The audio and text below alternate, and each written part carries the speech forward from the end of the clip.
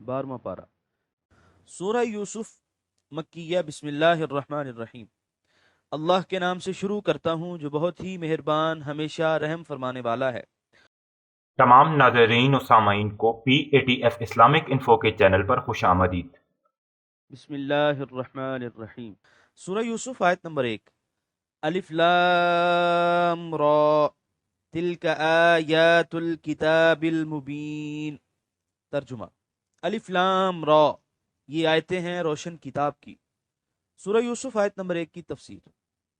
हरूफ मुक़त्तआत हैं अलिफ लाम रा, और इन पर बहस पहले गुजर चुकी है। तिल का मुब्तदा है, आयातुल किताबिल मुबीन खबर है। मुबीन इसमें फ़ाइल है अबान से। ये लफ्ज़ बान और बैयन के मानी में इस्तेमाल होता है। पहली सूरत में यह लाजिम होगा और इसका मानी होगा ज़ाहरा, यानी इस किताब का कलाम इलाही होना एक ऐसी सदाकत है जो अजहर मिन शम्स है, किसी दलील की मोहताज नहीं। दूसरी सूरत में यह मुताद्दी होगा और अजहरा के मानी में मुस्तामल होगा। उस वक़्त इसका मफहूम यह होगा कि यह किताब हक़ व बातिल को जाहिर कर देने वाली है। सूरह यूसुफ आयत नंबर 2। इन्ना अंज़लनाहु क़ुरआनन अरबिय्यन लअल्लकुम ताक़िलून। तर्जुमा। बेशक हमने उतारा इसे, यानी कुरान अरबी को, ताकि तुम इसे खूब समझ सको। सूरह यूसुफ आयत नंबर 2 की तफसीर। अनजलनाहु की ज़मीर का मर्जा किताब है या किस्सा यूसुफ। पहली सूरत में इसका मानी होगा कि हमने इस किताब को अरबी में नाजल किया ताकि तुम इसको बकसरत तिलावत करो और आसानी से समझो। दूसरी सूरत में मतलब ये होगा कि किस्सा यूसुफ जिसके मुतल्लिक अहले किताब ने दरियाफ्त किया है उसे हमने अरबी जुबान में नाजिल किया ताकि अहले अरब तुम इसे समझो और इससे नसीहत हासिल करो। कुरानन अरबियन के मंसूब होने की वजह बयान करते हुए अल्लामा अबू हयान लिखते हैं, यानी कुरानन बदल होगा अनजलनाहु की ज़मीर का। मैंने यही तरकीब मलहूज रखी है। और या अरबियन ज़मीर का हाल होगा और कुरानन बतौर तमहीद व ताकीद हाल होगा। सूरह यूसुफ आयत नंबर 3। नहनु नकुस्सु अलैका अहसनल क़ससि बिमा औहैना इलैका हाज़ल क़ुरआन व इन कुन्त मिन क़ब्लिही लमिनल गाफ़िलीन। तर्जुमा। हम बयान करते हैं आपसे एक बेहतरीन किस्सा इस कुरान के जरिए जो हमने आपकी तरफ वही किया है, अगरचे आप इससे पहले गाफिलों में से थे। सूरह यूसुफ आयत नंबर 3 के पहले हिस्से की तफसीर। अल कसस, कस्सा या कुस्सू से मसदर है। इसका मानी है किसी चीज का ततब्बो करना। चुनाचे हजरत मूसा अलैहिस्सलाम की वालदा ने जब आपको एक ताबूत में रखकर दरिया में डाल दिया तो उन्होंने हजरत मूसा अलैहिस्सलाम की बहन से कहा, वकालत युख्तिही कुस्सी ही, इस ताबूत के पीछे जाओ, देखो किधर जाता है। क्योंकि किस्सा गो वाक्य को एक तरतीब से बयान करता है, इसलिए इसको कास सुन, ततब्बो करने वाला कहते हैं। इस सूरत में मानी ये होगा कि हम इस वाक्य को बड़े एहसन पिराए में बयान करते हैं। बाज़ उलमा का ख्याल है कि कसस किस्से का हम मानी है जो इसम है, यानी आपसे एक बेहतरीन किस्सा बयान करते हैं। इसको अहसनुल कसस कहने की वजह जाहिर है क्योंकि इंसानी जिंदगी के तमाम किरदारों को यहाँ इस खूबी से पेश किया गया है कि हर एक की हकीकत निखर कर सामने आ गई है, और इसी के ज़िमन में जिंदगी के इन मसाइल को बयान किया गया है जिनका इंसानी माशरे के साथ गहरा ताल्लुक है। इसमें तौहीद के दलाइल, ख्वाबों की ताबीर, सियासी मसाइल, मुआशरे की पेचीदगियाँ, मुआशी इसलाह की तदाबीर, गरज ये कि तमाम वो उमूर जो दीन और दुनिया की इसलाह में मौसर साबित हो सकते हैं, बड़ी उम्दगी से बयान कर दिए गए हैं। सूरह यूसुफ आयत नंबर 3 के बकिया हिस्से की तफसीर। अगरचे आप इससे पहले गाफिलों में से थे, यानी वही इलाही से पहले दूसरे लोगों की तरह इस वाक़े का सही इल्म आपको भी नहीं था। सूरह यूसुफ आयत नंबर 4। इज़ क़ाल यूसुफ़ लिअबीहि या अबत इन्नी रअयतु अहद अशर कौकबन वश्शम्स वल्क़मर रअयतुहुम ली साजिदीन। तर्जुमा। याद करो जब कहा यूसुफ ने अपने वालिद से, क्या मेरे मोहतरम बाप, मैंने ख्वाब में देखा है 11 सितारों को और सूरज और चांद को, मैंने उन्हें देखा कि वो मुझे सजदा कर रहे हैं। सूरह यूसुफ आयत नंबर 4 की तफसीर। हजरत यूसुफ अलैहिस्सलाम की उम्र अभी छोटी ही थी। बाज़ रिवायात के मुताबिक 13 साल और बाज़ के मुताबिक इससे भी कम कि आपने ये ख्वाब देखा और अपने वालिद बुजुर्गवार से बयान किया। आपने आयत में मुलाहिजा किया कि राइतु का लफ्ज़ 2 दफ़ा मज़कूर है। इसकी वजह यह है कि पहले आपने 11 चमकते हुए सितारों और शम्सो कमर को देखा और फिर देखा कि वो सजदा कर रहे हैं। ये दोनों मुशाहिदे کیونکہ مستقل اہمیت کے حامل تھے، اس لیے ان کو علیحدہ علیحدہ ذکر فرمایا۔ رأیتہم کی ضمیر کا مرجع ستارے اور شمس و قمر ہیں۔ قاعدے کے مطابق رأیتہا ہونا چاہیے تھا، کیونکہ یہ غیر ذوی العقول ہیں، لیکن ان سے اطاعت و انقیاد کا جو فعل صادر ہو رہا ہے وہ ذوی العقول کا فعل ہے، اس لیے ان کے لیے مذکر کی جمع استعمال کی۔ سجدے کا لغوی معنی بھی یہاں مراد لیا جا سکتا ہے، اور یہ بھی ہو سکتا ہے کہ انہوں نے آپ کے سامنے اپنی پیشانی زمین پر رکھ دی۔ سجدہ تعظیمی کی بحث آگے آئے گی انشاءاللہ۔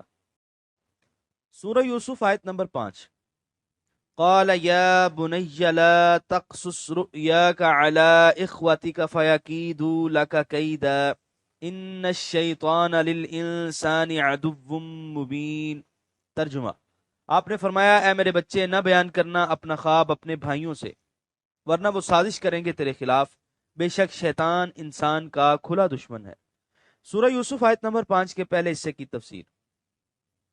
حضرت یعقوب علیہ السلام اپنے تمام فرزندوں سے زیادہ حضرت یوسف علیہ السلام سے محبت کیا کرتے تھے، تورات میں ہے، اور اسرائیل یوسف کو اپنے تمام بیٹوں سے زیادہ پیار کرتا تھا، کیونکہ وہ اس کے بڑھاپے کا بیٹا تھا اور اس نے اسے ایک بو قلمون قبا بھی بنوا دی۔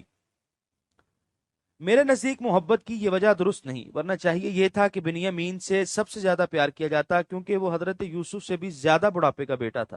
اس محبت کی وجہ یہ تھی کہ ہونہار بروا کے چکنے چکنے پات کی کہاوت کے مطابق حضرت یوسف کی سلیم الطبعی شرافت اور متارج عالیہ پر فائز کرنے والی صلاحیتوں کے آثار و انوار آپ کے چہرے پر نمایاں تھے، اسی لیے حضرت یعقوب ان کو دل سے چاہتے تھے۔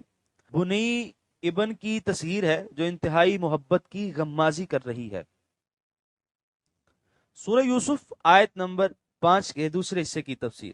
نہ بیان کرنا اپنا خواب اپنے بھائیوں سے۔ جب معصوم یوسف نے یہ خواب اپنے والد بزرگوار سے بیان کیا تو آپ نے اس کی تعبیر بتانے سے پہلے یوسف کو ہدایت کرنا ضروری سمجھا کہ وہ اس عظیم خواب کا ذکر اپنے بھائیوں سے نہ کرے، مبادا وہ در پہ آزار ہوں، کیونکہ آپ کو معلوم تھا کہ بھائی ان سے حسد کرتے ہیں۔ سورہ یوسف آیت نمبر 5 کے بقیہ حصے کی تفسیر۔ بے شک انسان کا شیطان کھلا دشمن ہے۔ شیطان کا تو کام ہی لوگوں کو بہکاتے رہنا ہے، وہ برے کاموں اور سنگین جرموں کو بھی اتنا حسین اور دلکش بنا کر پیش کرتا ہے کہ اچھا بھلا عقل مند انسان بھی دھوکہ کھا جاتا ہے۔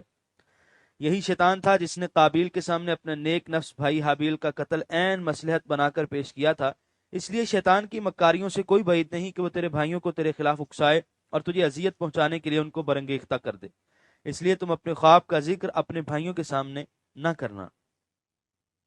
سورہ یوسف آیت نمبر 6۔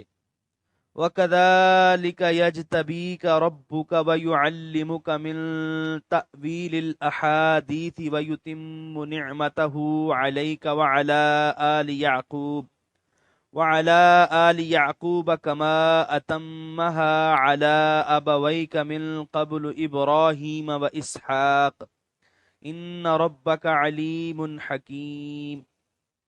ترجمہ، اور اسی طرح چن لے گا تجھے تیرا رب اور سکھا دے گا تجھے باتوں کا انجام، یعنی خوابوں کی تعبیر، اور پورا فرمائے گا اپنا انعام تجھ پر اور یعقوب کے گھرانے پر، جیسے اس نے پورا فرمایا اپنا انعام اس سے پہلے تیرے دو باپوں ابراہیم اور اسحاق پر۔ یقیناً تیرا پروردگار سب کچھ جاننے والا بہت دانا ہے۔ سورہ یوسف آیت نمبر 6 کے پہلے حصے کی تفسیر۔